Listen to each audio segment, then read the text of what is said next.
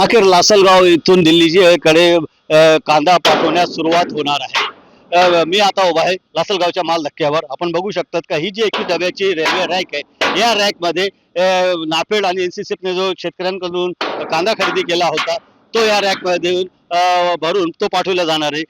एक ट्रक हा जो आहे तो कांदा घेऊन आलेला आहे.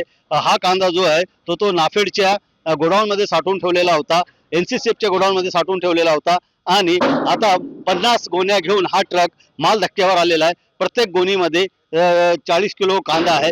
असे या रेल्वे रॅकला 21 डबे आहेत. या डब्यातून 840 टन कांदा हा दिल्लीकडे रवाना केला जाणार आहे. एक रॅकला भरण्यासाठी 4 हमालांची व्यवस्था करण्यात आलेली आहे आणि जवळपास 21 डब्याचे रॅक भरण्याकरिता किमान 7 ते 8 तासपेक्षा जास्त लागणार आहे. त्याच्यामुळे हा जो रेल्वे रॅक आहे तो मध्यरात्रीनंतर लासलगावहून दिल्लीकडे रवाना होणार आहे आणि 2 दिवसानंतर तो दिल्लीत पोहोचल्यानंतर तिथे ग्राहकांना हा कांदा उपलब्ध होणार आहे.